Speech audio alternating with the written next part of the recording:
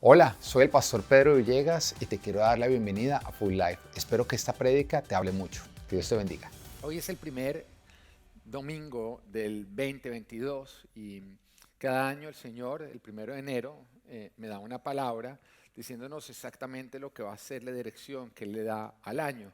Y los que han estado con nosotros por un tiempo pueden testificar que siempre la palabra se ha cumplido con precisión de una manera impresionante.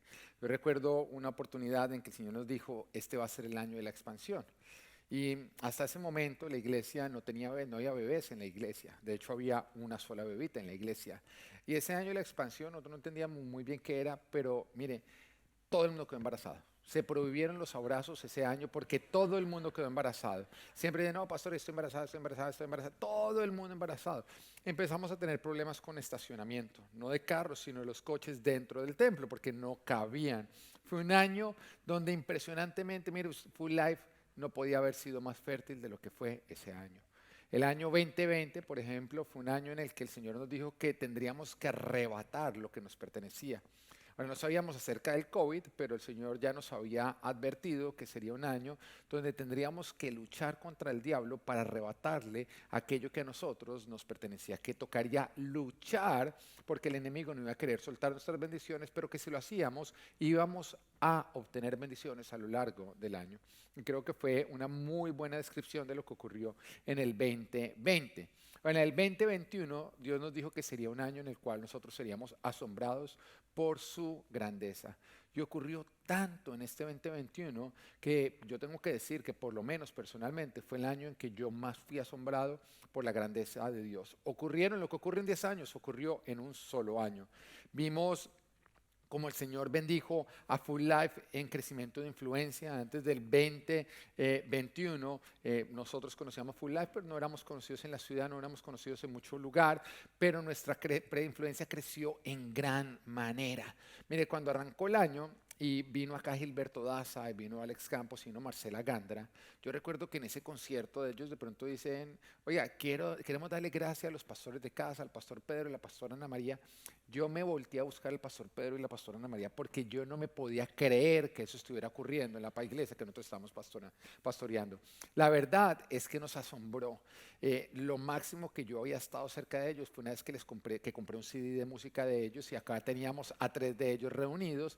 Yo le decía a Dios, esto es muy grande. Y el Señor nos dijo, apenas estoy comenzando. Y a lo largo del año nos trajo todavía ministros de mayor influencia. Nos trajo un Danilo Montero, nos trajo un Marcos Witt. Y finalmente terminó el año trayéndonos acá lo que es el Summit Latino. En otras palabras, todo el que es de influencia, el Señor lo metió, usted es de influencia, sí, lo metió en ese Summit Latino y tuvimos a Cash Luna, tuvimos a Rodi Gracia. Mejor dicho, se me olvidaron ya todos los nombres de todos los que vinieron. Pero vimos cómo el Señor creció, nos hizo crecer en influencia. No solamente eso, lo que fue el nombramiento que me hicieron como pastor, presidente de la Asociación de Pastores, era algo que, mire, yo me lo hubieran dicho, yo no jamás lo hubiera creído. A mí recuerdo una vez que alguien me decía, ay, el día que te inviten a predicar a la Asociación de Pastores, y yo lo veía como algo lejano, imposible. Y decía, no, nada que ver, yo que lo voy a poder enseñar a pastores. Y resulta que el Señor llega y dice, bueno, quiero que ahora tú seas el presidente de la Asociación de Pastores del sur de la Florida. Para mí eso fue como, Señor, ¿qué está ocurriendo? Y el Señor simplemente me decía, yo te dije que serías asombrado por mi grandeza. Y toda esta influencia Dios la dio con un propósito. ¿Cuál es el propósito? Toda influencia simplemente es un micrófono. Nos da a nosotros la capacidad de hablar y que otros nos oigan. Y el Señor simplemente dijo, yo te he puesto ahí para que tú hables acerca de mí. Yo te he puesto ahí, los he puesto ustedes ahí, para que de esa manera ustedes usen ese micrófono para predicar mi verdad.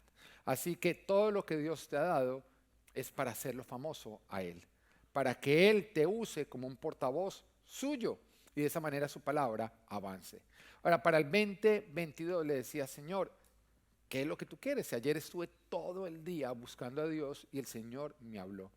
Pero hoy va a ser una prédica diferente. Va a ser una prédica donde yo se les voy a llevar a los versículos donde el Señor me habló y juntos vamos a ir sacando todo lo que Dios me va diciendo. Amén. Así que saquen sus Biblias y vamos a Jueces capítulo 19 y 20.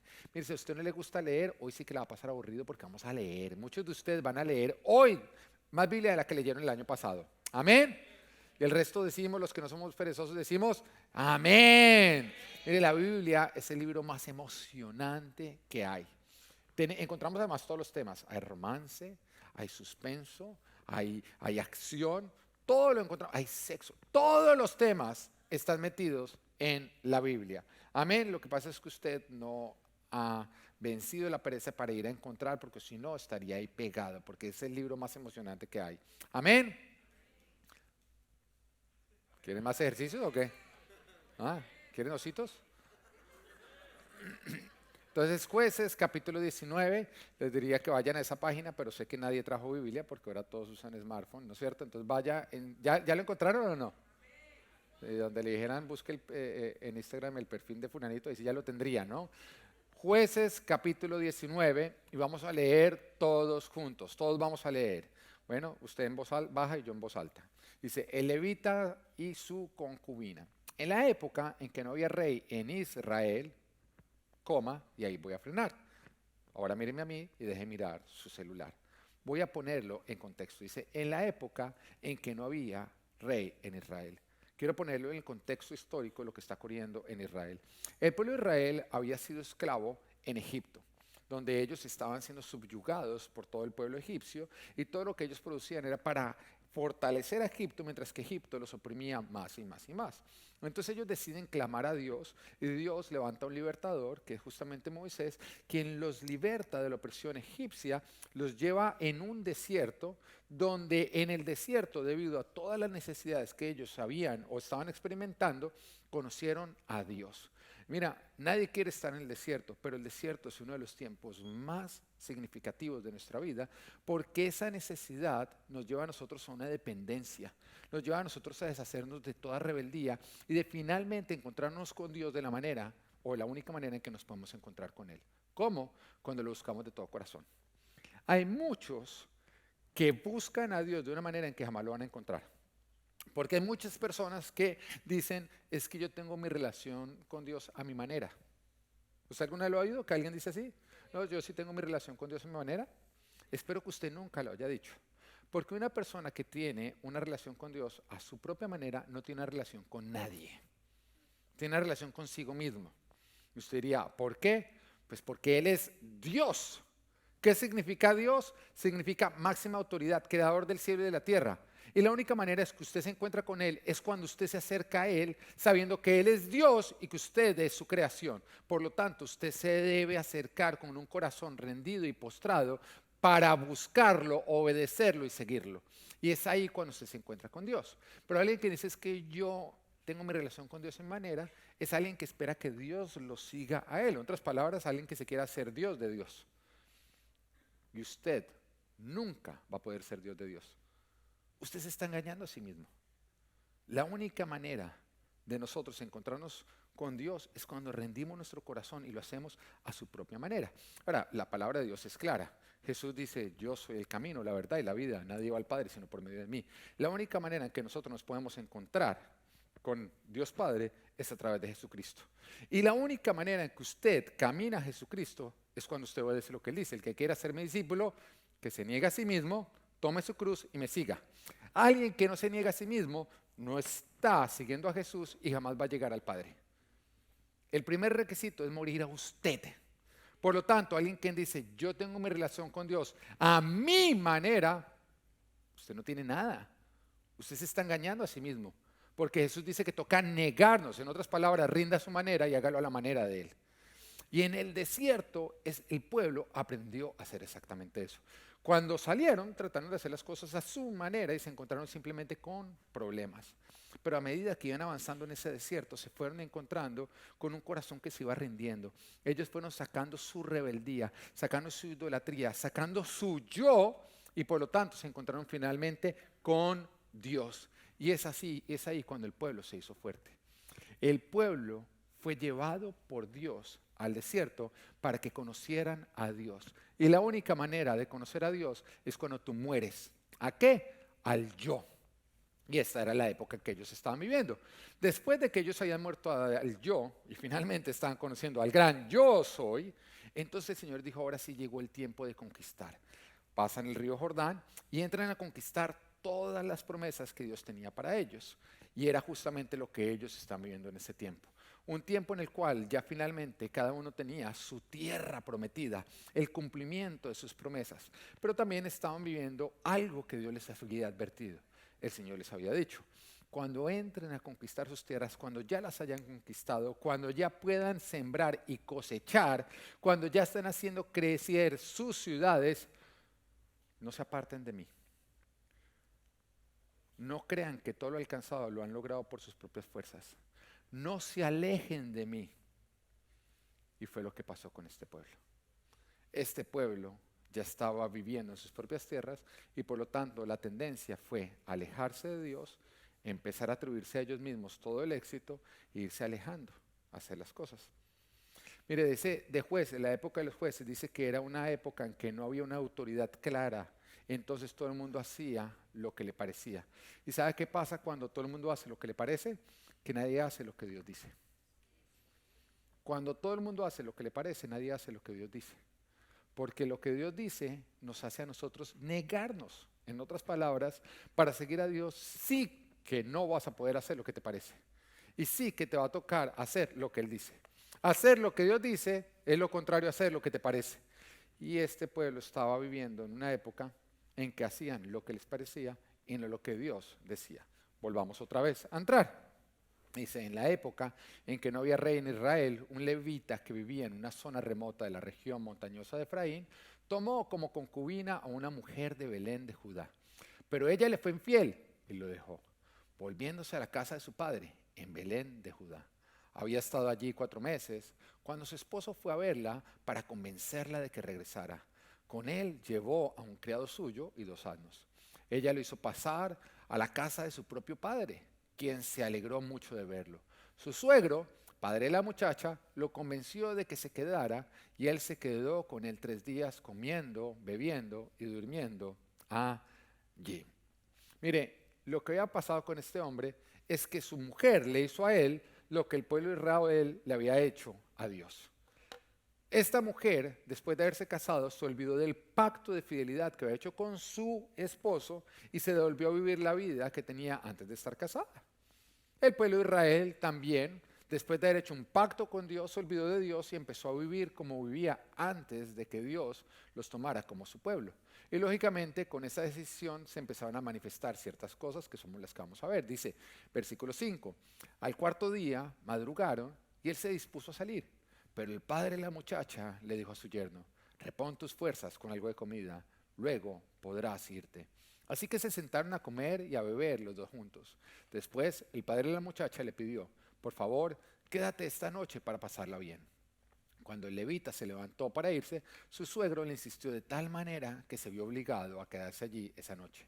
Al 5.º día madrugó para irse, pero el padre de la muchacha le dijo, repon tus fuerzas, espera hasta la tarde, así que los 2 comieron juntos. Cuando el hombre se levantó para irse con su concubina y su criado, su suegro, que era padre de la muchacha, le dijo, mira, está a punto de oscurecer y el día ya se termina, pasa aquí la noche. Oiga, qué suegro tan intenso, ¿no? Y las que tienen mala fama son las suegras. ¿Sí ve? No se preocupe usted, suegra, que los suegros también son que no mentiras. Pasa aquí la noche, quédate para pasarla bien. Mañana podrás madrugar y emprender tu camino a casa. No queriendo quedarse otra noche, el hombre salió y partió rumbo a Jebús, es decir, Jerusalén, con sus 2 asnos ensillados y su concubina. Cuando estaban cerca de Jebús y ya era casi de noche, el criado le dijo a su amo, vamos, desviémonos hacia esta ciudad de los jebuseos y pasemos la noche en ella. Pero su amo le replicó, no nos desviaremos para entrar en una ciudad extranjera cuyo pueblo no sea israelita, seguiremos hasta Gibea. La razón por la cual este hombre no quería entrar en ningún pueblo extranjero es justamente porque el pueblo de Israel, siendo temeroso de Dios, debía practicar los mandamientos dentro de los cuales estaba la protección del extranjero. Dentro de lo que Dios le había enseñado a su pueblo, les había enseñado que todo extranjero que entrara a sus tierras debía ser tratado bien. Ellos debían encargarse de estos, recordando que ellos mismos en algún tiempo fueron extranjeros en otra tierra. Así que cuando este hombre dice, mire, no voy a entrar en una ciudad que no sea israelita, le está diciendo, yo busco una ciudad que de acuerdo a lo que Dios enseña, es temerosa y cuida del extranjero, nos va a cuidar a nosotros, mientras que otros pueblos no tenían prácticas alineadas a lo que Dios decía. Entonces lo que él supuestamente se debía encontrar al entrar en una ciudad israelita, ¿qué era? Protección y cuidado. Dos cosas que debían brindarle a todo extranjero: protección, o sea, que no le pasara nada, y cuidado, que era proveerle de lo que él necesitara durante el tiempo en que estaba ahí. Y dice en el versículo 13, luego añadió, ven, tratemos de acercarnos a Gibea o a Ramá y pasemos la noche en uno de esos lugares. Así que siguieron de largo y al ponerse el sol estaban frente a Gibea de Benjamín. Entonces se desviaron para pasar la noche en Gibea. El hombre fue y se sentó en la plaza de la ciudad, pero nadie les ofreció alojamiento para pasar la noche. Era lo que hacían los extranjeros. Ellos llegaban y simplemente se sentaban en la plaza de la ciudad, donde los habitantes, alguno de ellos se acercaba y les ofrecía a ellos hospedaje y les ofrecía a ellos cualquier tipo de cuidado que ellos fueran a necesitar. Pero el hecho de que acá nadie les estuviera ofreciendo a ellos ninguna de estas cosas evidenciaba que algo estaba ocurriendo en dicha ciudad. Dice, aquella noche volvía de trabajar en el campo un anciano de la región montañosa de Efraín, que vivía en Gibea como forastero, pues los hombres del lugar eran benjaminitas. Cuando el anciano miró y vio en la plaza de la ciudad al viajero, le preguntó, ¿a dónde vas? ¿De dónde vienes? El viajero le respondió, estamos de paso, venimos de Belén de Judá y vamos a una zona remota de la región montañosa de Efraín, donde yo vivo. He estado en Belén de Judá y ahora me dirijo a la casa del Señor, pero nadie me ha ofrecido alojamiento. Tenemos paja y forraje para nuestros asnos y también pan y vino para mí y para tu sierva y para el joven que está conmigo. No nos hace falta nada. En mi casa serán bienvenidos, le dijo el anciano. Yo me encargo de todo lo que necesites, pero no pases la noche en la plaza. Vuelvo y reitero, la forma en que estaban tratando extranjero evidenciaba el estado espiritual de dicha ciudad. Y el hecho de que el único que ofreció posada era alguien que no era local, sino alguien que era de Efraín y que vivía en esa ciudad como forastero, también estaba evidenciando de que la ciudad estaba fría. Ahora, siempre que se enfrían las personas, se empiezan a manifestar cosas que no se deberían manifestar. Ahora, yo quiero que tú entiendas, todo lo bueno que hay en nosotros es gracias a Dios.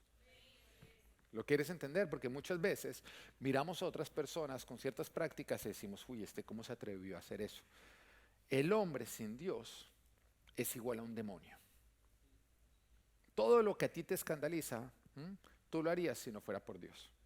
Alguien decía que la peor de las prostitutas con el Espíritu Santo de Dios sería la más grande de las evangelistas. Y que la más grande de las evangelistas sin el Espíritu Santo de Dios sería la más grande de las prostitutas. Cuando nosotros estamos en Dios, Dios nos transforma. Pero la palabra de Dios también dice que todo aquel que experimentando a Dios se aparte de Él, su estado postrero será peor que el inicial. Eso quiere decir que cuando tú estás con Dios, Él empieza a transformarte y empieza a cambiarte. Pero que si tú te alejas de Dios, todo aquello que Dios transformó en ti va a desaparecer. Y que lo que va a empezar a ocurrir en ti es un deterioramiento. Que cuando miran el tú antes de Dios va a ser mejor que el tú después de Dios. Lo que nos está diciendo todo esto es que aférrate a Dios como a tu vida, porque Dios es tu vida. De Dios depende tu vida.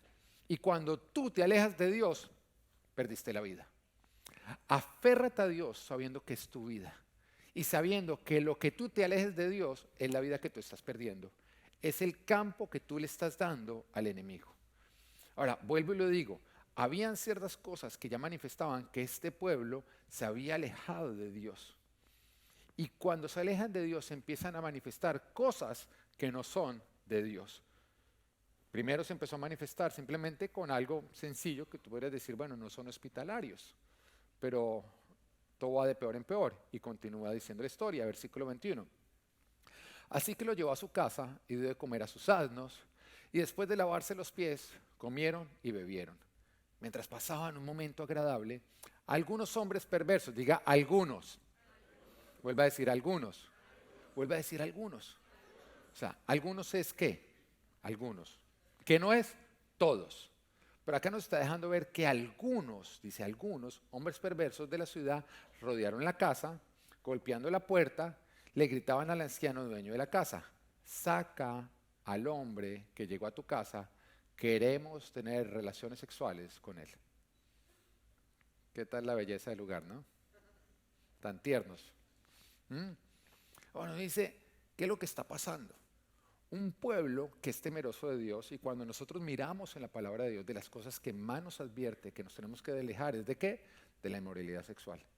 De hecho, cuando habla de la inmoralidad sexual, nos dice que todos los pecados quedan por fuera de nuestro cuerpo, pero el que peca en inmoralidad sexual, todo eso le queda en su propia carne, en su propio cuerpo. Y sí, toda práctica de inmoralidad sexual, una vez que tú la practicas, te acompaña.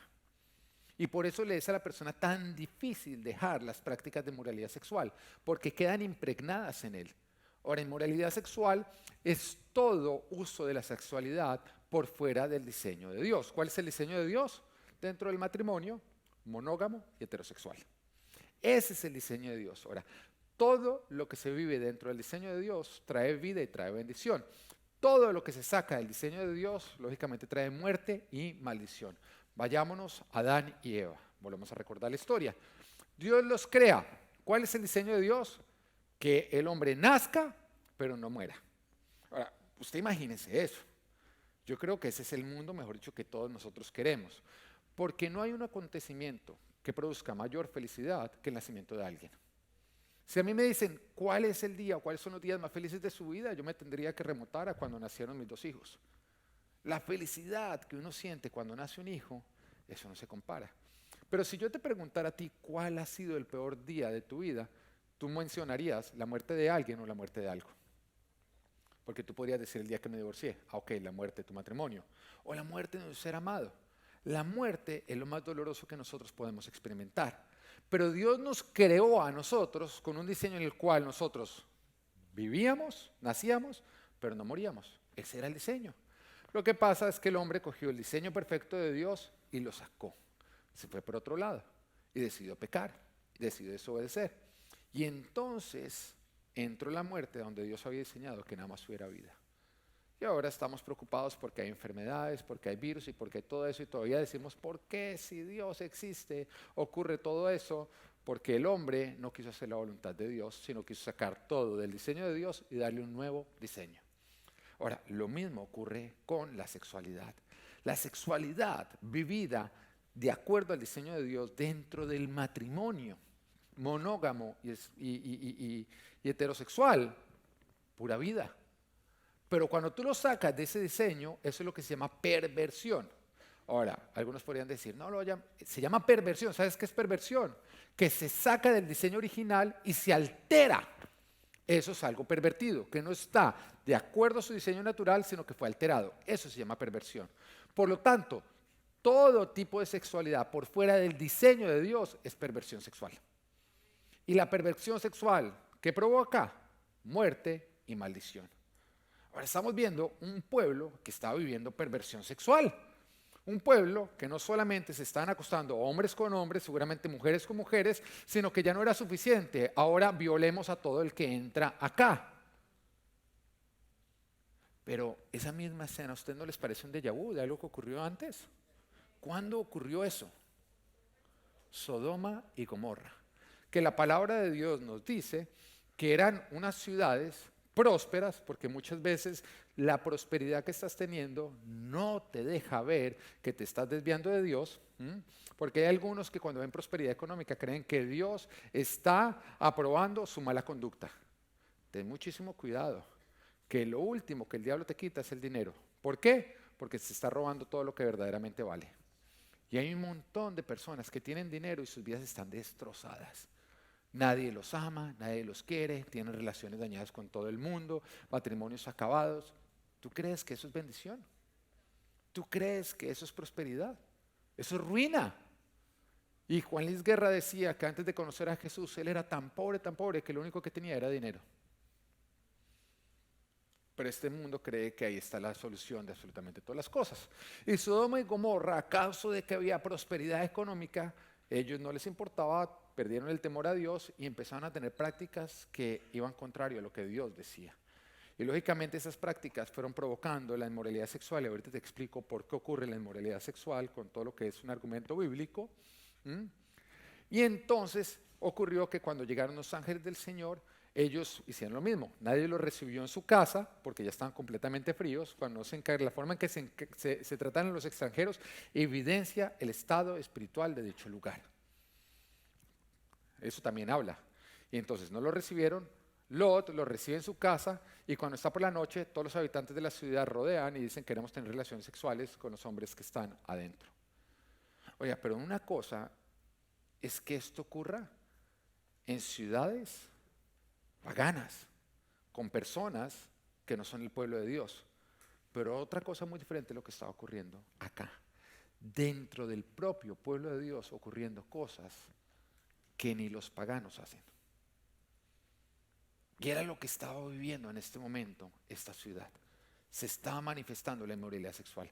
Ahora, ¿por qué inmoralidad sexual? Romanos 1, y me encantaría que lo leyeran después en casa, nos dice que aquellas personas que se ponen a seguir sus propios razonamientos y abandonan la palabra de Dios, se les oscurece el corazón y entonces se vuelven necios creyendo ser sabios.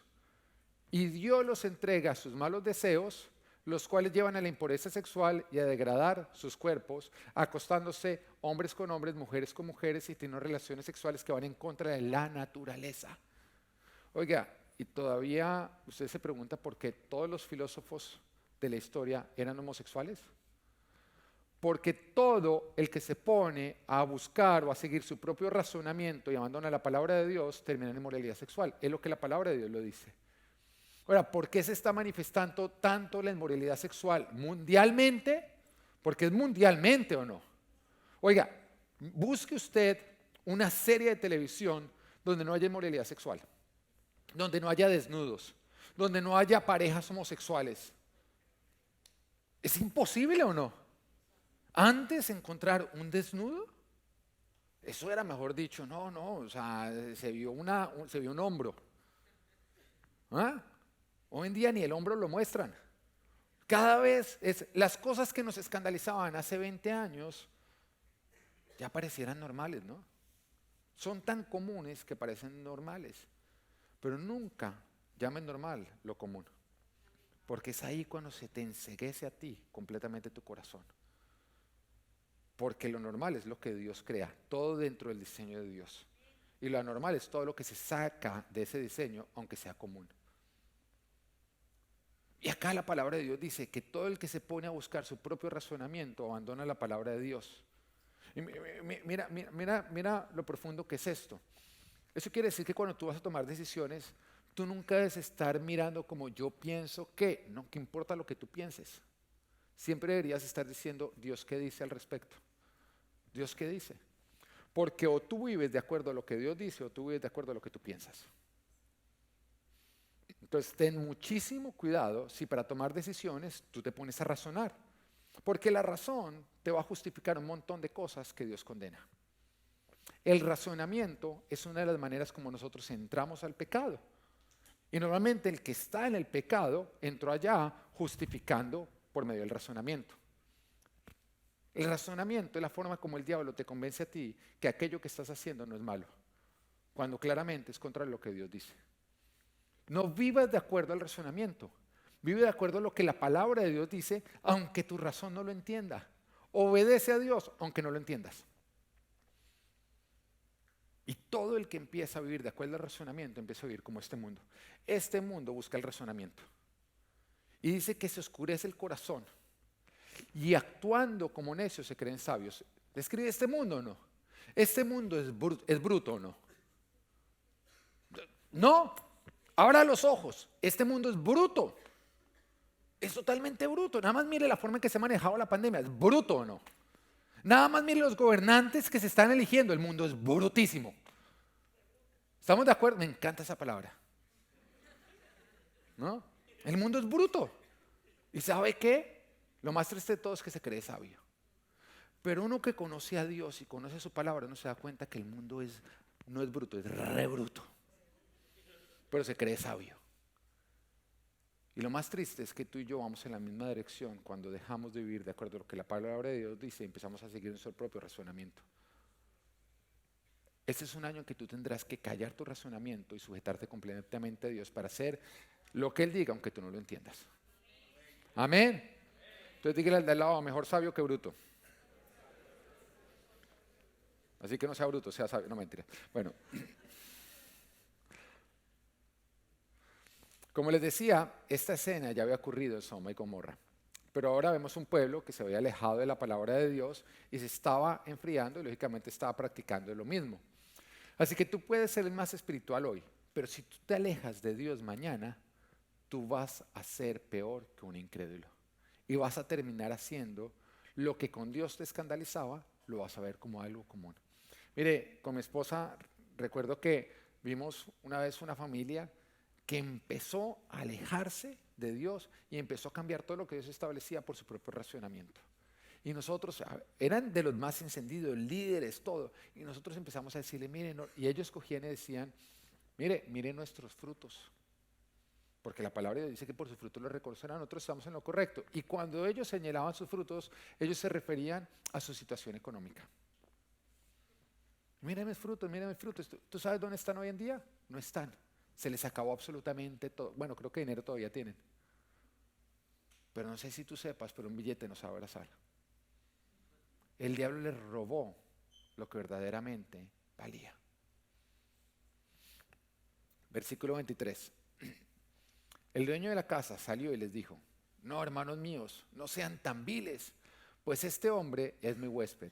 No cometan con él tal infamia. Miren, aquí está mi hija, que todavía es virgen, y la concubina de este hombre. Las voy a sacar ahora para que las abusen y hagan con ella lo que bien les parezca. ¿Le puedo decir bruto o no? Bruto. Pero con este hombre no cometan tal infamia. Yo le aseguro que este dijo, o sea, la sabiduría de Salomón habló a través mío en este instante. Aquellos perversos no quisieron hacerle caso, así que el levita tomó a su concubina y la echó a la calle. El guache, bueno. Los hombres la violaron y la ultrajaron toda la noche hasta el amanecer. Ya en la madrugada la dejaron ir. Despuntaba el alba cuando la mujer volvió y se desplomó a la entrada de la casa donde estaba hospedado su marido. Allí se quedó hasta que amaneció. Mire, la respuesta del dueño de casa evidenciaba que aunque él no estaba igual que estos perversos, iba en la misma dirección. Y que su discernimiento estaba nublado. Y que creyéndose sabio, estaba volviéndose necio. Bruto. Estaba volviéndose bruto. ¿Por qué? Además que fue la misma respuesta que tuvo Lot, si ustedes recuerdan. Cuando querían violar a los ángeles que estaban adentro, él dijo, no, más bien saco a mis dos hijas y hagan con ellas también lo que quieran. Y dice, ¿cómo alguien va a creer que la solución es sacar a sus hijas o sacar a su esposa para que sea violada? ¿Cómo alguien va a llegar a pensar que esa es la solución ante algo tan perverso? Y la respuesta es que la brutalidad nos hace creer sabios. La palabra de Dios nos dice a nosotros que lo más valioso que nosotros podemos encontrar no son las piedras preciosas. ¿Qué es? La sabiduría. ¿Qué es la sabiduría?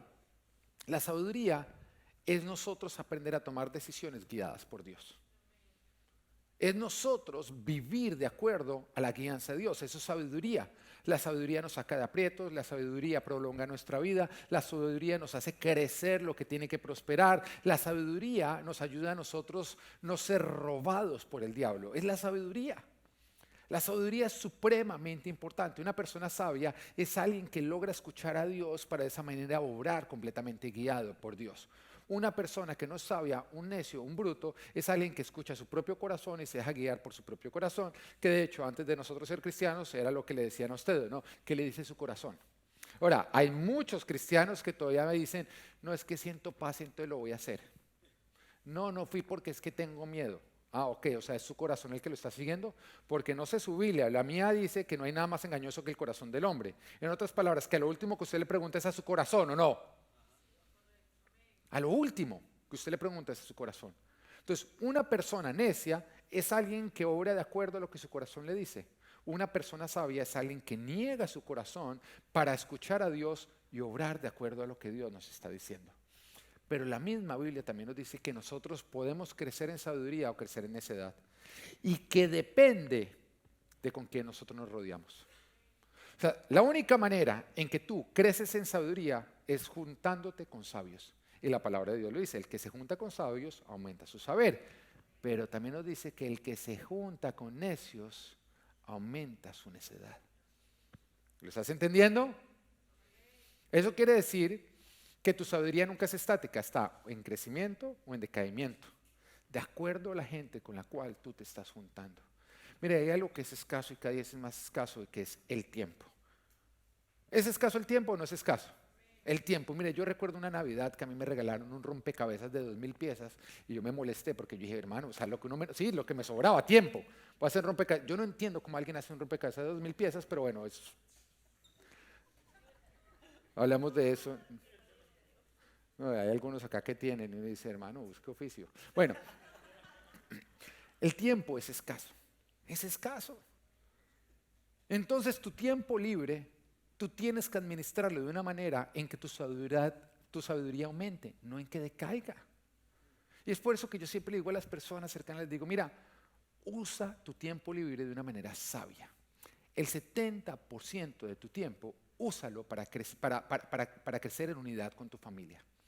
El 70% para crecer en unidad de tu familia. Ahora, con tu familia, te estoy hablando de tu núcleo familiar. Que tu núcleo familiar es esposo, esposa, hijo menor de 20 años. Ese es el núcleo familiar que tiene que crecer, porque es lo que tú estás empollando para producir buenos ciudadanos a futuro, buenos hijos de Dios. Y el 70% debe crecer en esa unidad. Tú dirás, ¿por qué? Porque con el tiempo libre que nosotros pasamos, nosotros nos acercamos a aquellos con los cuales compartimos. Y yo recuerdo hace un tiempo atrás que con mi esposa llevamos a nuestros hijos a SeaWorld y cuando compramos el pase, pues por $10 más uno compraba el del resto del año. Y nosotros estuvimos allá y disfrutamos con ellos y llegamos súper unidos los cuatro, que es lo que ocurre cada vez que viajamos los cuatro solos. Y resulta que cuando llegué, José se iba con su hijo Matías, José es nuestro director de alabanza, el gordito, él se iba con su hijo a SeaWorld, y entonces yo le dije a mi esposa, pues me lo voy a pegar ya que tengo los pases anuales y déjame irme solamente con ellos porque yo quiero acercarme a mis hijos, que sea un tiempo de papá con sus hijos. Y nos fuimos con José y con Matías, yo esperando acercarme muchísimo a mis hijos, y resulta que empieza a ocurrir lo contrario. Nos vamos a montar en la montaña rusa, y entonces en los carritos serían de a dos, y entonces lógicamente Natán y Matías quieren irse en su carrito juntos, y de pronto yo voy a coger a Abel, y Abel me mira y me dice como que no, y coge a José y se monta con José, y yo solo como una almojábana en el carrito. Y esto resumió lo que fue este paseo. Cuando yo llegué, mi esposa me dice, ¿te uniste a tus hijos? Y yo les dije, no, pero llegó José súper amigo de Abel y Matías de Natán. ¿Y qué pasa cuando el tiempo libre tú lo usas? Es para salir con otras parejas, con otras familias. Que tu esposa se une a ellos, que tu esposo se acerca a ellos, que tus hijos se acercan a ellos, pero el núcleo familiar se debilita. Yo recuerdo que mi papá siempre a nosotros nos sembraba eso, porque nosotros veíamos como la mayoría, el 70% de nuestras vacaciones las pasábamos solo nosotros, con nadie más. Y nosotros decíamos, pero ¿por qué nos vamos con otras familias, con los tíos, con los abuelos? ¿Por qué nos vamos con ellos? Y mi papá siempre decía, porque tenemos que acercarnos entre nosotros. Y siempre señalaba esas familias que para salir de vacaciones tenían que irse con otros. Y mi papá decía, ellos no están sembrando en cercanía, sino en lejanía, y esa familia no va a prevalecer. Y lo cierto es que varios de ellos, esas familias terminaron desintegradas. Así que el 70% de tu tiempo libre, úsalo para acercarte a aquellos con los cuales tú tienes que ser uno. Hay muchos que desde la luna de miel no salen a solas con sus esposas y todavía se preguntan por qué el matrimonio no está bien. No, hay muchos que ya se sienten incómodos. No, mija, nos vamos de vacaciones, ¿quieren las 2 horas? No, qué mamera, aburrirse. Porque ya ni siquiera saben relacionarse. Ahora, el 70% es para acercarte de aquellos que tienes que estar más cerca. El otro 30% de tu tiempo libre debe ser para crecer en sabiduría. Porque siempre que tú compartes con alguien, el sabionómetro, o aumenta o disminuye. Cuando tú te sientas a pasar el tiempo con necios, tu sabiduría baja y tu necedad aumenta. Aunque tú no te des cuenta, la palabra de Dios lo dice o no. El que se junta con sabios, aumenta su saber. El que se junta con necios, se le pega a lo necio. Siempre que tú compartes con alguien, o te haces más sabio o te haces necio. Ahora, el problema es que los necios sí que son chéveres pasar tiempo con ellos, ¿o no? ¿Ah? Lo hacen reír a uno. ¿Ah? Muchas veces pueden ser las mejores compañías, no, las mejores no, las más agradables, pero las peores compañías. Entonces, siempre que tú vas a usar ese 30%, úsalo con celo. Con celo. Y acá le quiero decir a los hombres, mira, tú sales con otra pareja y la estás pasando rico y estás desarrollando una amistad. Déjame decirte que el día que tú pelees con tu esposa va a pedir consejo a esa mujer. ¿Estás oyendo? Y le va a contar, estoy peleando, y esa mujer es la que le va a dar consejo a tu esposa. Así que sé sabio en las amistades que tú tienes. Y el día que tus hijos se van en aprietos, ¿sabes a quién le van a pedir consejo? Ese amiguito con el cual ellos compartían. Así que júntate con parejas con las cuales el día que tú tengas un problema con tu esposa, tú quieras que tu esposa busque consejo en ellos. Que cuando tus hijos se entren en aprietos, ellos busquen consejo en ellos. Busca eso, rodearte de sabios. Y la otra vez me decía un líder de la iglesia, dije, mire, pastor, desde que nosotros somos líderes de la iglesia, yo le dije a mi esposa, de ahora en adelante, nosotros solamente vamos a tener amistad íntima con personas que también tengan un liderazgo que estén por encima. De ahora en adelante solamente crecemos en sabiduría. Y yo miré a esta persona y ¿sabes qué? Yo la felicité, yo le dije, tú vas por muy buen camino, tu familia va por muy buen camino, porque ustedes van a crecer en sabiduría. Ahora, la palabra de Dios nos dice a nosotros, todo el tiempo nos dice acerca de las relaciones, que seamos intencionales en las relaciones que tenemos. Y ¿sabes qué es lo más triste? Que no somos intencionales, sino dejamos que ocurran producto o resultado del azar. Sin darnos, ¿cómo son amigos? No, sin darme cuenta terminamos acá íntimos amigos. ¿Ah? Como si algo que ocurriera resultado del azar pudiera llegar a ser bueno. Es intencional. De coger y decir, sí, acá me río, pero ¿sabes qué? Acá crezco. Y de pronto aquellas que creces es una relación que va a exigir más de ti, más de negarte para poderse desarrollar, pero es la que te ayuda a crecer en sabiduría. Acá nos estamos dando cuenta, alguien que llegó de Efraín, que todavía tenía muchos componentes o todavía tenía muchas manifestaciones de un temor a Dios, pero que por andar con necios se le había nublado su corazón y estaba orando como un necio creyendo ser sabio. ¿Y quién se veía afectado ante esto? Su hija. Porque siempre tu familia va a pagar por tus errores, por tus malas decisiones. Cuando por la mañana su marido se levantó y abrió la puerta de la casa, dispuesto a seguir su camino, vio allí a su concubina tendida a la entrada de la casa y con las manos en el umbral. Levántate y vámonos, le dijo, pero no tuvo respuesta. Este tipo era un guache de aquí a Pekín. Entonces el hombre la puso sobre su asno y partió hacia su casa. Cuando llegó a su casa, tomó un cuchillo y descuartizó a su concubina en 12 pedazos. Después de lo cual distribuyó los pedazos por todas las regiones de Israel. Todo el que veía esto decía, nunca se ha visto ni se ha hecho semejante cosa, desde el día en que los israelitas salieron de la tierra de Egipto. Piensen en esto, considérenlo y díganos qué hacer. Mire, Israel estaba dormido. ¿Por qué andaban dormidos? Porque cada uno andaba disperso buscando su propia tierra, su propia prosperidad, sus propios intereses. En otras palabras, se han alejado de Dios sin darse cuenta, porque el último que se va a dar cuenta de que te alejaste de Dios eres tú. Él es el último. Mire, gente que deja venir a la iglesia y uno se la encuentra y uno le dice, mira, no, ¿por qué te alejas de Dios? ¿Y sabe qué responden? No, yo no he vuelto a la iglesia, pero con Dios estamos súper bien. Si ves, tú eres el último que no te has dado cuenta de lo lejos que estás de Dios. Porque creer que estás bien con Dios cuando vienes a la iglesia es una mentira, es un engaño. Es vivir a Dios a tu manera, no a su manera. Por lo tanto, no estás con nadie. Las cosas son a su diseño o no son. Y lastimosamente, Israel estaba tan dormido, enfocado en sus propias cosas que habían descuidado las de Dios y el enemigo se les había metido y ahora estaba haciendo sus estragos. Mira, el Señor te dice que no te quedes dormido, que no te duermas mientras que el diablo te roba. Mantente despierto. Capítulo 20, los israelitas derrotan a los benjaminitas. Dice, todos los israelitas desde Dan hasta Berseba, incluso los de la tierra de Galaad, salieron como un solo hombre. Diga, como un solo hombre. No, vamos a repetir hasta que lo digan bien. Como un solo hombre. Como un solo hombre. ¿Cómo qué? Como un solo hombre. Esa palabra es supremamente importante. Porque antes, entonces, ¿cómo estaban? Cada cual haciendo lo que bien le parecía. ¿Te das cuenta?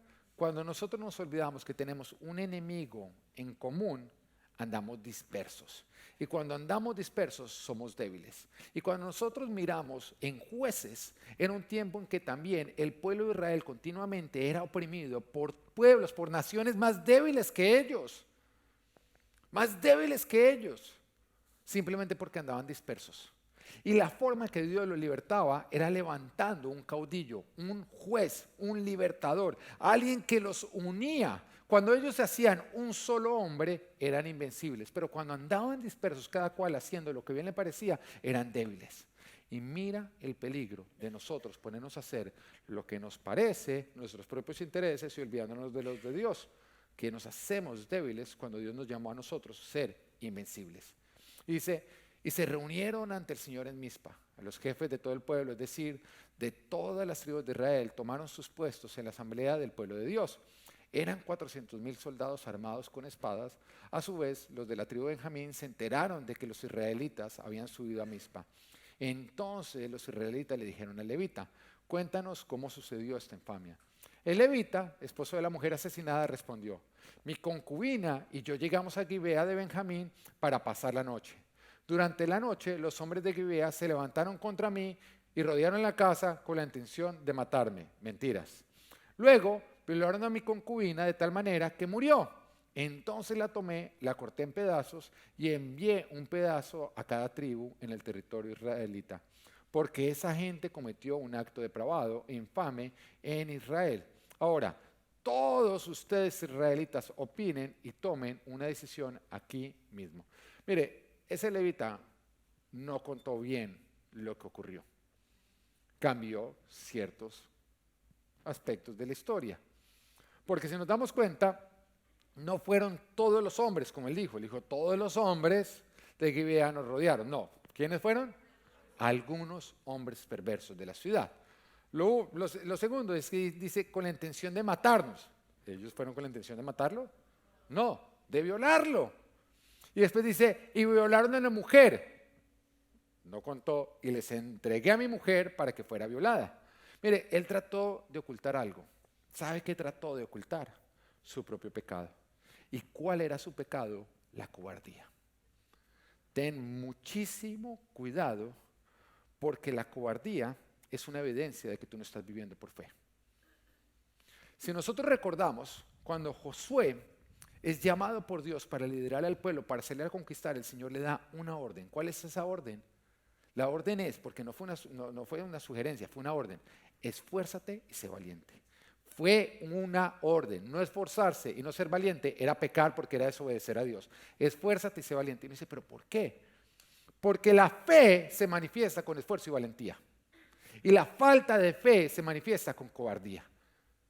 Y este hombre, por ser cobarde, puso en peligro a su familia completa y ocurrió esta desgracia. Su pecado fue la falta de valentía. Y hay muchísimos que están llamando a la cobardía prudencia, sin darte cuenta que es abrirle una puerta al diablo. Hay muchísimos que están dejando de hacer lo que Dios los llama a hacer, supuestamente porque son prudentes, pero el Señor dice, no llames prudencia a la cobardía, porque la cobardía es falta de fe que te lleva a la desobediencia y que te hace víctima de los ataques de Satanás. Este hombre era un cobarde. En él no había fe. Y yo sé que estamos viviendo tiempos complejos, donde queremos ser acobardados. Pero si todo lo que ocurre a nuestro alrededor levanta tu cobardía, el diablo te va a devorar. Que todo lo que ocurre alrededor no levante tu cobardía, sino tu fe, que se manifieste en valentía. Y que a lo único que tú le tengas miedo es a dejar de obedecer a Dios. Porque lo único que te puede producir una verdadera destrucción. Este hombre era un cobarde. Y como era cobarde, y ustedes se dan cuenta que muchas de las decisiones que él tomaba parecían prudencia. No, no entremos a esta ciudad, más bien entremos a esta. Parecía prudencia, porque muchas veces la cobardía se disfraza de prudencia, pero es cobardía. Y se manifestó en todo lo demás que lo que era un cobarde. Había dejado de confiar en Dios y estaba confiando en sus propias fuerzas, lo cual produce destrucción. Sin embargo, lo que habían hecho los benjaminitas era suficiente para despertar a Israel, y fue lo que ocurrió. Versículo 8 dice, todo el pueblo se levantó, ¿cómo? Vuelve a repetir, ¿cómo se levantó? Como un solo hombre. Tú te das cuenta que la fortaleza está cuando el pueblo de Dios se hace uno. Nunca cuando somos muchos, siempre cuando somos unos. ¿Te acuerdas que Jesús lo dijo? Sean uno y así el mundo sabrá que yo los envío a ustedes. Alcancen la perfección, ¿por medio de qué? De la unidad. La fortaleza del pueblo está en hacernos un solo hombre. Y dijo, ninguno de nosotros volverá a su carpa, nadie regresará a su casa, y esto es lo que haremos ahora a Gibea. Echaremos suertes para ver quiénes subirán contra ella. De entre todas las tribus de Israel tomaremos a 10 hombres de cada 100, a 100 de cada 1000 y a 1000 de cada 10,000, para conseguir provisiones para el ejército. Cuando el ejército llegue a Gibea de Benjamín, les dará su merecido por toda la infamia cometida en Israel. Así que todos los israelitas, como un solo hombre, diga, como un solo hombre, unieron sus fuerzas para atacar la ciudad.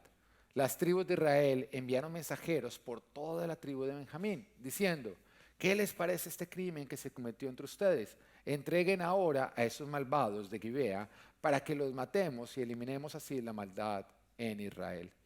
Pero la tribu de Benjamín no quisieron hacerles caso a sus hermanos israelitas. Aunque eran apenas unos cuantos los perversos que estaban cometiendo ese tipo de perversidad, el pecado se agravaba porque la mayoría los protegían y los defendían. Eran minoría, protegidos por el no actuar de una mayoría. Acá nos estamos dando cuenta que este pueblo estaba cayendo en un enfriamiento cuando unos pocos practicaban algo y los demás, sin practicarlo, lo aprobaban. Pero ¿no es lo que pasa en este mundo? El grupo LGTBI, ¿son mayoría o son minoría? Pero son protegidos por la mayoría, ¿o no? Son protegidos por la mayoría. Uno ve, por ejemplo, todos los que, ese tema de la ideología de género, son minoría. Uno le pregunta a la mayoría de la gente y todo el mundo no está de acuerdo o no. Sin embargo, son protegidos por la mayoría. Tantas cosas. Aún los grupos de izquierda, los grupos socialistas, son minoría. El problema es que la mayoría dejó de luchar contra aquello que quiere contaminar a todos. Dice, pero los de la tribu de Benjamín no quisieron hacerle caso a sus hermanos israelitas. Al contrario, gente de todas sus ciudades se reunió en Gibea para luchar contra los israelitas. En aquel día los de Benjamín movilizaron de entre sus ciudades 26,000 soldados armados de espada, además de 700 hombres escogidos de los que vivían en Gibea. Entre todos ellos había 700 soldados escogidos que eran zurdos, todos ellos capaces de lanzar con la honda una piedra contra un cabello sin errar. Ahora, miremos lo absurdo de lo que está ocurriendo. Los hombres que venían cometidos infamia eran unos cuantos, minoría, ¿no? Pero están siendo defendidos por la mayoría, que, vuelvo y le digo, es muy parecido a la realidad de lo que está ocurriendo. Y uno dice, ¿por qué? Muy sencillo, porque una minoría unida mueve más que una mayoría dispersa. Y acá está lo grave de que el pueblo de Dios sea disperso. ¿Y cuando somos dispersos? Cuando tus intereses son más importantes que los intereses de Dios. Cuando construir tu casa es más importante que construir la casa de Dios. Cuando hacer lo propio es más importante que hacer la agenda que Dios ha puesto. En ese momento, tú estás dispersando el cuerpo de Dios y lo estás haciendo débil. Y por eso le digo, Minorías como los grupos LGTB y todo eso, como son más unidos, terminan siendo más defendidos. Porque a la larga las personas se ven más atraídas hacia un mal que es unido que hacia un bien que está disperso. Porque el corazón del hombre quiere pertenecer a algo donde ve unidad, no a algo donde ve lejanía. Y lastimosamente, en eso la iglesia nos hacemos poco atractivos, porque estamos dispersos. Cuando otros grupos minoristas se hacen fuertes, porque se unen. Versículo 17, Israel, sin contar a Benjamín, movilizó a 400,000 soldados armados de espada, todos ellos expertos guerreros. Los israelitas subieron a Betel y consultaron a Dios, le preguntaron, ¿cuál de nosotros será el primero en combatir a los de la tribu de Benjamín? El Señor respondió, Judá será el primero. Los israelitas se levantaron temprano y acamparon frente a Gibea. Salieron a luchar contra los de Benjamín y frente a Gibea se dispusieron contra ellos en orden de batalla. Pero los de Benjamín salieron de Gibea y abatieron aquel día a 22,000 israelitas en el campo de batalla. Los israelitas se animaron unos a otros y volvieron a presentar batalla donde se habían apostado el primer día, pues habían subido a llorar en presencia del Señor hasta el anochecer y le habían consultado. ¿Debemos subir y volver a luchar contra los de Benjamín, nuestros hermanos? Y el Señor les había contestado, suban contra ellos. Fue así como los de Israel se acercaron a Benjamín el segundo día. Los de Benjamín salieron de Gibea para combatirlos, abatiendo esta vez a 18,000 israelitas más, todos ellos armados con espadas. Tú te das cuenta que los primeros dos ataques que llevó a cabo el pueblo de Israel, a pesar de ser mayoría numérica, sufrían estragos. Estamos hablando que 400,000 atacaban a 26,000 y perdían. Y uno dice, ¿por qué? ¿Por qué si somos más, otros que son menos están avanzando y nos están aniquilando? ¿Qué es lo que está ocurriendo? Y continúa diciendo, entonces los israelitas con todo el pueblo subieron a Betel y allí se sentaron y lloraron en presencia del Señor. Ayunaron, diga ayunaron. Aquel día hasta el anochecer. Presentaron al Señor holocaustos y sacrificios de comunión. Después consultaron al Señor, pues en aquel tiempo estaba allí el arca del pacto de Dios. Y Finés, hijo de Eleazar y nieto de Aarón, ministraba delante de ella. Preguntaron, ¿debemos subir y volver a luchar contra los de Benjamín, nuestros hermanos, o nos retiramos? El Señor respondió, suban, porque mañana los entregaré en sus manos. Israel tendió una emboscada alrededor de Gibea. Al tercer día subieron contra los de Benjamín y se pusieron en orden de batalla contra Gibea, como lo habían hecho antes. Los de Benjamín salieron a su encuentro y se vieron obligados a alejarse de la ciudad. Comenzaron a causar bajas entre los israelitas, como en las ocasiones anteriores, y alcanzaron a matar a unos 30 hombres en el campo abierto y por el camino que lleva a Betel, y también por el que lleva a Gibea. Los benjaminitas decían, los estamos derrotando como antes, pero los israelitas decían, huyamos para que se alejen de la ciudad hasta los caminos. De pronto, los israelitas cambiaron de táctica y presentaron batalla en Baal Tamar, y los israelitas que estaban emboscados salieron a atacar al oeste de Gibea. 10,000 de los mejores guerreros de Israel lanzaron un ataque frontal contra Gibea. Y fue tan intenso el combate que los benjaminitas no se dieron cuenta de que la calamidad se les venía encima. El Señor derrotó a Benjamín delante de Israel, y aquel día los israelitas mataron a 25,100 hombres de la tribu de Benjamín, todos ellos armados con espadas. Allí los de Benjamín cayeron en cuenta de que habían sido vencidos. Los hombres de Israel habían cedido terreno delante de Benjamín, porque confiaban en la emboscada que habían tendido contra Gibea. De repente, los hombres que habían estado emboscados asaltaron a Gibea y se desplazaron y mataron a filo de espada a todos los habitantes de la ciudad. Los israelitas habían acordado con los que estaban emboscados que cuando estos levantaran una gran nube de humo desde la ciudad, los hombres de Israel volverían a la batalla. Cuando los de Benjamín comenzaron a causar bajas entre los israelitas, matando unos 30, se decían, los estamos derrotando como en la primera batalla. Pero cuando la columna de humo comenzó a levantarse de la ciudad, los de Benjamín se dieron vuelta y vieron que el fuego de la ciudad entera subía al cielo. En ese momento atacaron los israelitas y los hombres de Benjamín se aterrorizaron al darse cuenta de que la calamidad se les venía encima. Así que huyeron ante los israelitas por el camino del desierto, pero no pudieron escapar de la batalla, pues a los que salían de la ciudad los abatieron allí.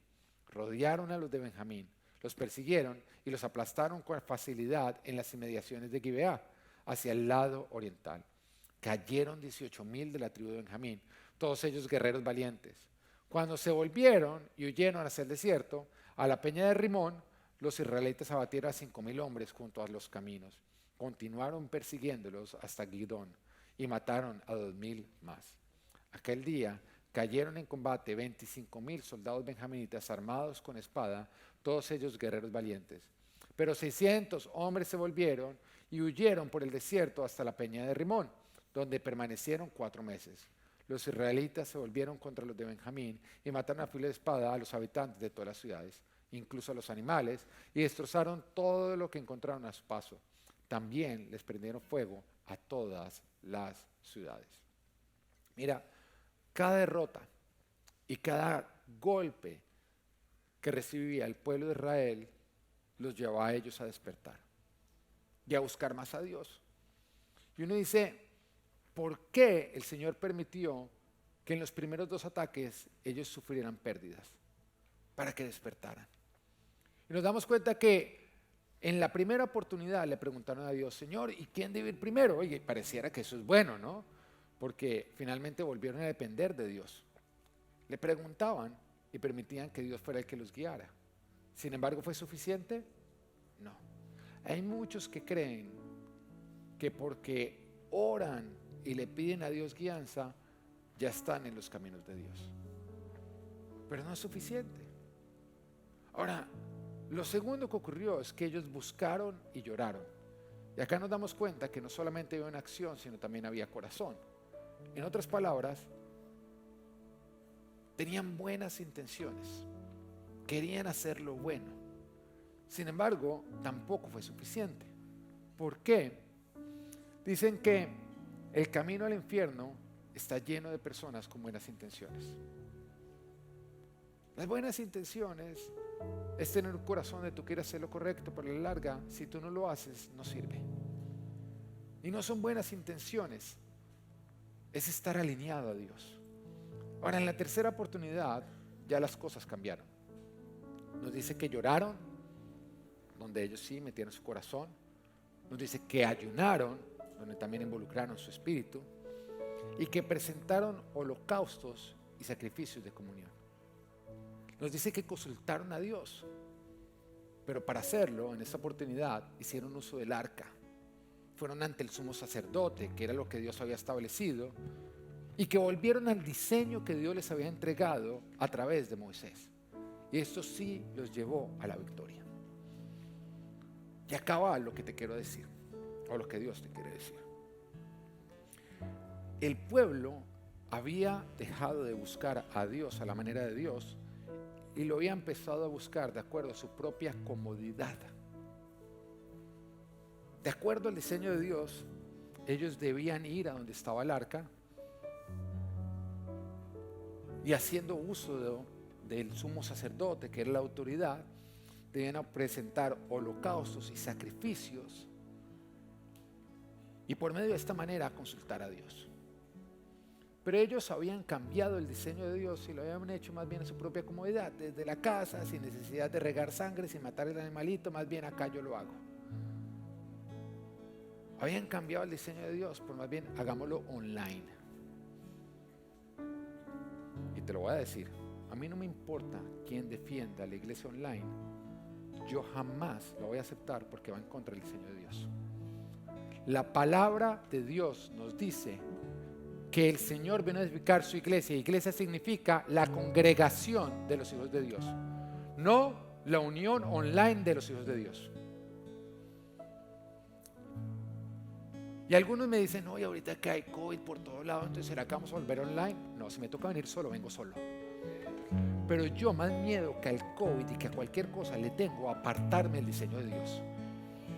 Más miedo que a todo le tengo que a causa de la comodidad o del miedo, la cobardía disfrazada de prudencia, yo deje de seguir a Dios de acuerdo a lo que Él ha establecido y empiece más bien a alterar ese diseño con invenciones humanas. A eso sí le tengo pavor. Le tengo pavor a alejarme de Dios, no a un virus. Le tengo pavor a alejarme de Dios, no a lo que diga un gobierno. Le tengo pavor a enfriarme, a empezar a creer que soy sabio cuando me estoy volviendo necio. A eso sí le tengo pavor. Y acá nos damos cuenta, un pueblo que a causa de diferentes razones habían cambiado el diseño de Dios, de cómo lo tenían que buscar simplemente por su cobardía o por su comodidad. Ahora hagámoslo online. Ya no es necesario el sumo sacerdote, cada uno de nosotros va directamente a Dios. Ya no es necesario el sacrificio, ahora hagámoslo de esta manera, simplemente consultemos. Y todo eso los llevó a un enfriamiento que produjo muerte, que permitió que una agenda minorista cobrara más fuerza que el deseo de la mayoría. Porque cuando la gente hace lo que le parece, nunca hace lo que Dios dice. Le tengo pavor a hacer lo que nos parece, porque lo que nos parece es contrario a lo que Dios dice. Por eso Jesús dice: el que quiera ser mi discípulo, que se niegue a sí mismo, tome su cruz y me siga. Cuando sigues tus propios deseos, no sigues a Dios. Y si quieres seguir a Jesús, acostúmbrate a no hacer lo que te parece. Porque siguiendo a Jesús vas a tener que morir mucho a tú mismo. Vas a tener que hacer mucho el que yo quisiera, pero no. A mí me parece, pero tampoco. A negarte. Pero aquel que se levanta a tomar decisiones de a mí me parece, yo quiero, me gustaría, ese es el que no va a seguir al Señor. Este pueblo había dejado de buscar a Dios a la manera de Dios y lo había empezado a buscar a su propia manera. Y fue perder lo que los hizo despertar. Volver a lo que habían abandonado. Fue perder lo que los llevó a no vivir a Dios a su propia manera, sino la manera que Dios había establecido. Y vuelvo y te digo, buscar a Dios a tu manera es no encontrarlo. Porque Él es Dios. Y lo buscas como quien busca a Dios o no lo encuentras. A Dios se le encuentra cuando nosotros nos rendimos a obedecerlo y hacerlo a su manera. Así que, ¿cuál es la palabra de este año? Venimos de arrebatar lo que nos pertenece. Venimos de ser asombrados por su grandeza. Entramos en nuestra tierra. Y el Señor dice: van a estar tentados a andar dispersos, cada uno en su propia tierra, construyendo lo propio y siguiendo su propio parecer. Pero eso nos haría dejar de seguir a Jesús. Y Él espera que lo sigamos. Así que hoy Dios nos dice, 2022 es el llamado de Dios a la unidad, a estar unidos a Él, viviéndolo a su manera, a estar unidos a su iglesia, que es el plan y nuestro propósito, unidos a nuestra familia, que es donde arranca todo lo de Dios y lo que primero el diablo va a atacar, unidos a sus propósitos, porque Él es quien nos guía y nosotros lo hacemos cuando nos negamos. El 2022 es el año en que nos negamos a nosotros para seguirlo a Él, para unirnos a Él, para unirnos en nosotros. El 2022 es el año en que tú no haces lo que a ti te parece, sino lo que Él está diciendo. Dios nos está llamando a la unidad. El 2022 es un grito del cielo, un llamado a la unidad para vencer lo minorista que nos quiere acabar, que va tras tus hijos, que va tras tu familia, que va tras tu salud, que va tras tu prosperidad, que quiere acabar con nuestra tierra. El Señor nos está llamando y nos está haciendo un llamado a la unidad. Mira, algo que tengo claro, algo que tengo completamente claro de la asignación que Dios me dio al ponerme como presidente de los pastores de esta ciudad, es que Dios me dijo: vas a trabajar por 3 cosas. La primera de ellas, vas a trabajar porque toda persona que vive acá ame esta ciudad. Porque yo creo que, si no todos, la mayoría de nosotros no nacimos acá, pero ¿sabes qué? Esta es la tierra que Dios nos dio y tenemos que amarla. Porque si esta tierra prospera, nosotros prosperamos. Y si no la cuidamos, vivimos en una tierra descuidada por nosotros mismos. Lo segundo es que Dios me dijo: vas a trabajar por la unidad de la iglesia, porque cada iglesia está trabajando, buscando sus propios intereses y se han olvidado de mi interés, que es que sean uno solo. Y lo tercero que me dijo es: vas a sembrar en cada pastor un cuidado por los demás pastores. Porque no puede existir una iglesia de Dios donde si yo estoy bien, todo está bien, ¿qué me importa el del lado? No. En la iglesia de Dios cuidamos a los demás, cuidamos a nuestros hermanos. Y todo arranca desde acá, desde Full Life. Así que óyelo muy bien. Este año Dios nos llama a la unidad. Ahora te lo voy a decir algo a ti. Eso solamente es para aquellos que me reconocen a mí como su pastor. Si tú no me reconoces como tu pastor, esto no es para ti. Pero si tú me reconoces como tu pastor, esto es serio y es para ti. Y espero que tú te alinees y lo cumplas. Porque si soy tu autoridad, quiere decir que cuando Dios habla, tú obedeces. Amén. El próximo domingo arrancamos un ayuno, porque te das cuenta cómo el pueblo arrancó con ayuno, de 21 días. Este es un ayuno en el que yo espero que todos los que a mí me consideran como su pastor lo hagan. Todos los que me consideran como su pastor lo hagan, sin excusas. Y no es un ayuno a tu manera, no, lo vamos a hacer todos igual. Todos igual. Porque cuando tú empiezas a decir, yo no lo voy a decir, yo lo voy a hacer allá, empiezas justamente a estar disperso. Y el Señor, ¿a qué nos llamó? A la unidad. Y la única manera en que muchos vamos a ser uno es cuando nos negamos todos, ¿o no? Entonces llegó el tiempo de negarnos. Y así arranca el ayuno, negándonos. Ahora, ¿qué vamos a ayunar? Vamos a ayunar todo tipo de carnes rojas. Todo animal que no sea de agua no se puede comer. No, es que yo soy alérgico al pescado. Pues entonces no va a comer nada que se mueva. No, es que lo va a cambiar con el pollo. No cambie nada. Así es como el Señor lo está dando. No, que es que yo me voy de vacaciones, entonces voy a cambiarle esto. No, el ayuno ya arrancó los 21 días y vamos a estar todos ayunando al mismo tiempo. Haga los sacrificios que tienen que hacer. No, es que me tocó más duro. Gloria a Dios, entonces va a ser más espiritual que el resto. No hay una sola excusa, que estoy amamantando, que es que no hay ni una sola excusa. Todos unidos en ayuno. Todos unidos en ayuno. 21 días que arrancan el próximo domingo. Aparte de eso, las redes sociales, despídase de las redes sociales. Aparte de eso, no Netflix. Y la única televisión que se va a ver es televisión cristiana. Sí, también vamos a estar unidos como familia. Quitando absolutamente todo eso. ¿Lo entiende o no lo entiende? Y además de eso, no harinas. Porque después de los 21 días, no quiero que seamos la iglesia de los buñuelos. Va a ser saludable, ¿entiende? Va a fortalecer su cuerpo. Pero vamos a estar ayunando. Ahora vuelvo y le digo, si yo no soy su pastor, no se preocupe, esto no es para usted, coma toda la carne que quiera. Pero si soy su pastor, aproveche para comer carne hasta saciarse esta semana. Porque el próximo domingo, a la hora del almuerzo, es el último. Usted, el próximo domingo, haga un asado y ponga un pedazo de carne así, y antes de comérselo, abrácelo y despídase de él. Dele besito y dígale, nos vemos en 21 días. Amén. Va a ser 21 días donde vamos a crecer espiritualmente, pero vamos a estar orando por la unidad de esta ciudad, por la unidad de nuestra iglesia, por la unidad de tu familia, por aplicar la palabra que Dios nos ha dado. Y que Dios te bendiga. Amor no me conquista. Bueno, espero que Dios te haya hablado a través de esta prédica. Te invitamos a que nos sigas a través de nuestras redes sociales o escríbenos. Queremos estar en contacto contigo. Bye.